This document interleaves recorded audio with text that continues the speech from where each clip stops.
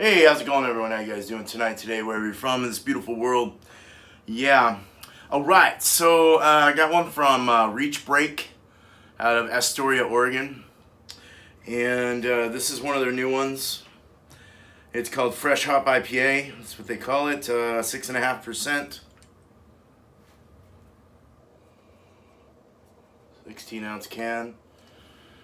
I don't see a date, so I don't know how old it is, but I know that it was previously just made, so it's probably more than likely fresh. So no fresh hop does not mean fresh, as in fresh beer. All right, so let's go ahead and open this up.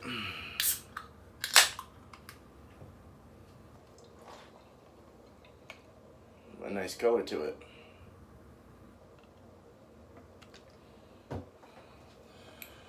Yeah. So a nice amber looking color. Deep gold amber.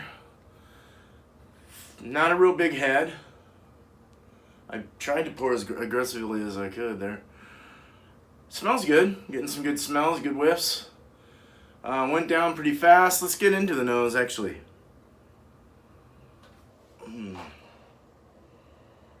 It's hard to smell this. Hold on a second.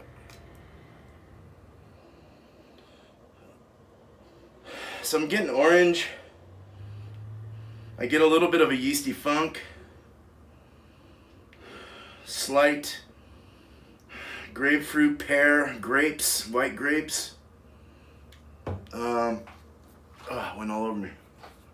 Maybe a hint of pine in there. Does have a bit of a like a funky farmhousey yeast kind of thing or something. I don't know. Maybe I'm smelling wrong or something. I don't get a whole lot off of this. I'm getting kind of a spice or almost like a phenolic or something. Unless I'm tripping right now. I have no idea what yeast they use, what hops they use, anything like that. I know they had probably put a big grip of fresh hops in them though. Obviously, it's a fresh hop IPA. Orange seems to be the bigger one. I get the pear, the grape. Also, maybe like there's like a Nelson Sauvin or hops or something like that. I don't know. Not sure. All right, well, hazy beer. Not hazy, it's kind of like a West Coast style hazy or something like that, if you want to call it that. It's got, it definitely has a chill haze to it. Good lacing starting to form up there on the side, a little silky on the bubbles, on the suds. Has kind of a silky look to it. Retention's, it's fair. Cheers, let's drink.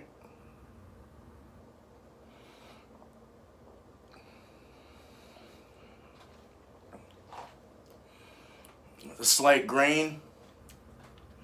I get a graininess in the malt. Cereal grains.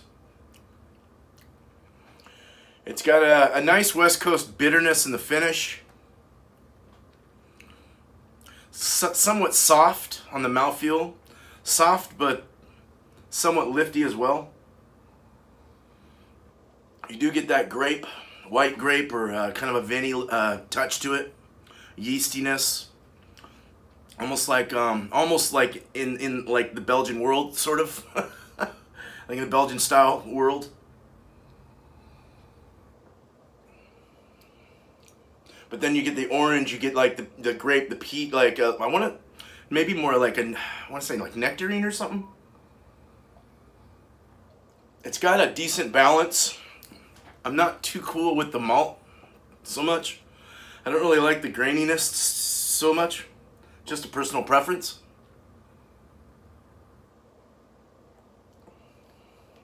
Somewhat fizzy, has a little bit of a sour grip to it, right in the middle of the palate, middle of the tongue. Getting that spicy, kind of slight phenolic kind of thing in the finish as well. When you clench your tongue to your palate, you get that cereal. And that's kind of, it's a little off-putting. I don't really like it. But if this were to be, let's say, a West Coast, Westy style farmhouse IPA or something like that, I would say this is pretty well done. I know that they're, from what it says here, we strive to brew unique and exciting beer meant for the outdoors. Every batch is a confluence that blends our PNW lifestyle with our Pacific Northwest lifestyle with a European farmhouse heritage. So that's probably where they're going with this. It's tasty. It's not bad. It's just got that malt. I want more of a biscuit, more of a bread. A bread. It is bready. It's got kind of a bread dough thing to it or something. Definitely Pacific Northwest. It has that color of a Northwest IPA. It's not super lifty on the carbonation.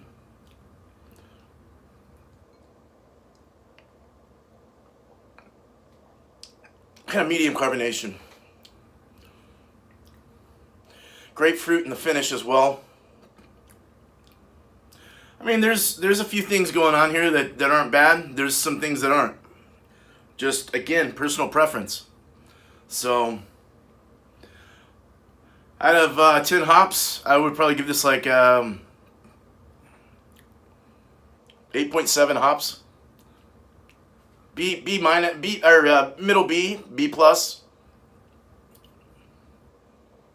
But not terrible. Drinkable for sure. Don't really get any alcohol or anything like that. Cool. Cheers. You guys have a good night, day, wherever you're from in this beautiful world. All right.